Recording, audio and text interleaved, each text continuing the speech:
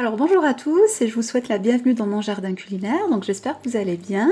Je vous ai donc apporté aujourd'hui une nouvelle recette, donc il s'agit d'un super bon gâteau express que l'on prépare donc avec des ingrédients très très simples et en quelques minutes. Il s'agit donc de ce qu'on appelle chez nous Thimschuwush, c'est un gâteau très très traditionnel, c'est une recette 100% kabyle et en fait on en mange donc dans tous les foyers kabyles et c'est un gâteau que l'on prépare avec donc en fait pour des événements heureux comme pour les naissances ou les réussites aux examens, ou alors tout simplement lorsque votre maman le matin décide de vous préparer un bon petit déjeuner bien protéiné avant d'aller à l'école.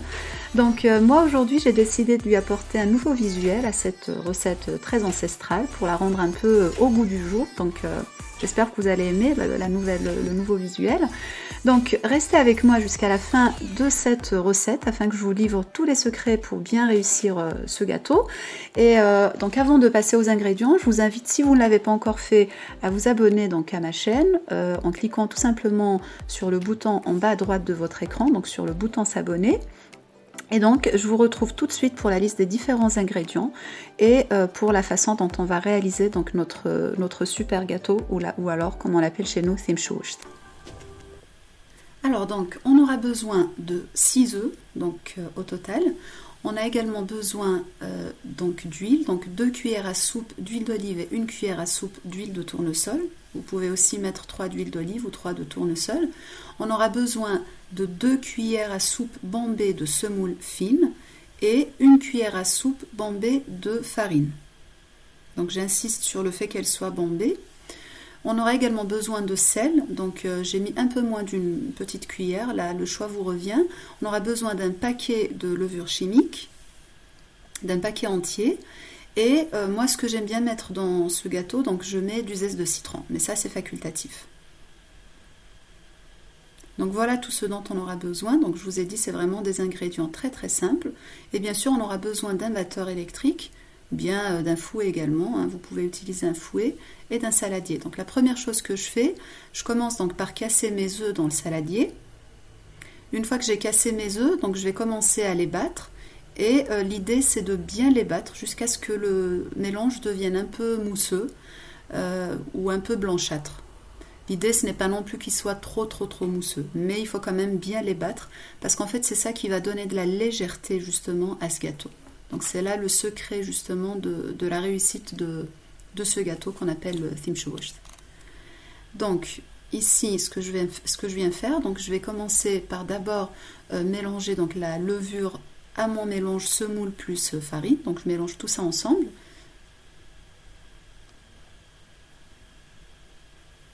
Comme ceci. Et là donc ce que je viens faire, je vais incorporer mes zestes de citron à la préparation des œufs. Donc encore une fois, le zeste de citron, c'est facultatif. Moi, j'aime beaucoup l'avoir dans cette recette pour un peu casser l'odeur des œufs, pour ceux qui n'aiment pas l'odeur des œufs. Et là, donc je commence à incorporer donc mon mélange semoule plus farine et levure à ma préparation. Donc en fait, c'est là qu'il faut vraiment être prudent. Vous mélangez, mais très très délicatement. L'idée justement, c'est d'y aller doucement, de sorte à ne pas faire tomber votre mélange mousseux. L'idée, c'est vraiment que vous le gardiez encore un peu mousseux. Voilà. Parce que sinon, ça va devenir comme une omelette et c'est pas ce qu'on recherche. Et le gâteau, de ce fait, il va perdre un peu sa légèreté. Donc une fois que j'ai mélangé toute la farine, je commence tout simplement à mélanger donc l'huile. Donc ici, je prends une maryse ou une spatule selon ce que vous avez et j'y vais très très délicatement parce que sinon, là pour le coup, si vous y allez trop brusquement, si vous mettez toute l'huile à la fois, là le mélange il risque vraiment de tomber. Donc allez-y petit à petit. Moi j'y suis allée vraiment très très progressivement et vous voyez que j'ai bien gardé ce mélange bien mousseux.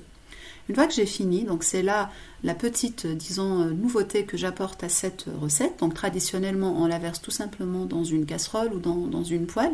Moi, je voulais lui donner un petit côté moderne. Donc j'ai préparé ce petit disque là que vous avez vu. Donc je l'ai simplement badigeonné de l'extérieur pour faire coller le papier cuisson par-dessus. Et j'ai formé une espèce de cheminée comme ça au milieu. Et là, donc je vais commencer progressivement donc à transvaser mon gâteau dans la poêle ou dans la casserole. Donc en fait, moi j'aime bien utiliser une casserole avec des bords assez hauts et aussi une casserole qui soit un peu comment dire, petite en diamètre. Pourquoi? Parce qu'en fait, si vous utilisez une poêle trop large, ça va juste vous faire une omelette un peu épaisse, tout simplement. Donc, c'est pas ce qu'on recherche. Donc, j'ai laissé cuire à feu très doux. Vous couvrez avec un couvercle, ça j'ai pas filmé. Et ensuite, donc, j'ai vérifié que les bords sont bien décollés, donc ça veut dire qu'elle est bien cuite par le bas. Et j'ai préparé une petite poêle dans laquelle j'ai fait chauffer de l'huile au préalable. Et là, je vais tout simplement comment dire, je vais faire tourner ma galette ou mon gâteau et je laisse cuire jusqu'à ce que tout soit bien cuit et qu'elle soit bien dorée et vous laissez à feu moyen. Une fois que vous l'avez tournée, vous la mettez à feu moyen. Évidemment, ne la brûlez surtout pas. C'est pas l'idée. Une fois qu'elle a bien cuit, donc moi ce que j'ai fait ici, c'est vraiment pour la partie un peu décorative. Donc j'ai pris de la confiture que j'ai un petit peu chauffée au micro-ondes pour la détendre un petit peu. Et là, donc je viens tout simplement badigeonner tout le dessus de mon gâteau. Alors vous pouvez aussi remplacer la confiture par du miel, si vous avez du bon miel. Vous avez du bon miel. Ou vous pouvez également tout simplement saupoudrer donc, de sucre glace si vous n'aimez pas le miel ni la confiture. Donc là, le choix vraiment vous revient. Ensuite, donc ici, moi, ce que je voulais faire, c'est vraiment encore une fois pour la partie décorative et pour la rendre un petit peu au goût du jour, cette petite galette. Donc j'ai fait un peu comme on faisait à l'école, hein, les travaux dirigés. J'ai préparé ce petit disque avec des petites perforations régulières, donc en forme de losange.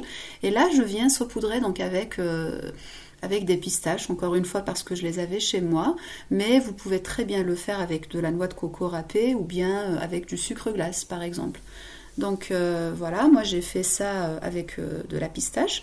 Ensuite, donc ici je viens soulever très délicatement, l'idée c'est de ne pas justement faire partir le petit décor. Donc je soulève le petit papier et ensuite donc avec le reste de pistache qui était resté piégé au-dessus, donc je viens en fait avec cette pistache en fait je vais la tapoter un peu sur les bords de cette galette comme vous le voyez et là je vais finir avec une touche finale de sucre glace, donc c'est vraiment pour lui donner un très très joli visuel. J'aurais pu également la laisser avec la pistache, c'était tout aussi beau. Et voilà, donc ici on arrive au bout de cette préparation, donc comme vous voyez on obtient vraiment quelque chose de très beau et au goût du jour encore une fois. Donc j'ai décoré, alors ça voilà, encore une fois parce que j'aime beaucoup le côté déco, j'ai mis ici juste un petit peu de menthe et des cerises confites. Vous pouvez ne pas le faire, hein, ça c'est vraiment facultatif. Donc là ce que je voulais vous montrer c'est donc bien sûr, j'aime bien vous montrer l'étape de dégustation. Donc je voulais vous montrer le côté moelleux de cette belle galette, si on peut l'appeler comme ça. Donc en fait, je vous garantis qu'elle était extrêmement tendre et moelleuse à l'intérieur. Donc ça, c'est vraiment l'apport des ingrédients que je vous ai donnés dans cette recette. Je sais que les ingrédients diffèrent selon les personnes. Moi, les mesures que je vous ai données pour cette recette, donc elles assurent vraiment un rendu comme celui que vous voyez. Donc on obtient vraiment quelque chose de bien tendre et de bien moelleux. Et c'était juste pour la petite histoire. Donc en fait moi je l'ai mise au frigo parce que bien sûr j'ai pas tout mangé le même jour et donc en fait moi le matin je vais tout simplement mettre une tranche comme celle-ci au micro-ondes pour 10 à 15 secondes et je vous garantis que le goût était tout aussi bon que le premier jour. Donc elle était tout aussi bonne et tout aussi onctueuse. Donc c'est vraiment une excellente recette. Alors donc on arrive à présent donc à la fin de notre recette d'aujourd'hui. Donc j'espère que vous avez apprécié donc les différentes étapes de la réalisation de cette recette. Donc si c'est le cas, faites-moi un petit like, donc un petit j'aime en bas de cette vidéo et des commentaires également. Ça me fait toujours plaisir de lire vos commentaires. Donc moi j'espère que vous reproduirez donc cette recette pour faire plaisir donc à vos proches, à vos familles. Je sais aussi que c'est la période donc des examens de fin d'année, donc j'espère aussi que vous aurez l'occasion de la refaire pour vos proches et pour vos invités. Donc n'oubliez pas de vous abonner à ma chaîne, donc si ce n'est pas encore fait, donc tout en cliquant sur le bouton à droite de votre écran. et aussi de partager donc autour de vous, pour vos amis et pour vos proches, donc le lien de ma chaîne Mon Jardin Culinaire. Donc moi je vous dis à très bientôt pour une nouvelle recette sur Mon Jardin Culinaire, et prenez bien soin de vous. Donc à très bientôt et bonne soirée.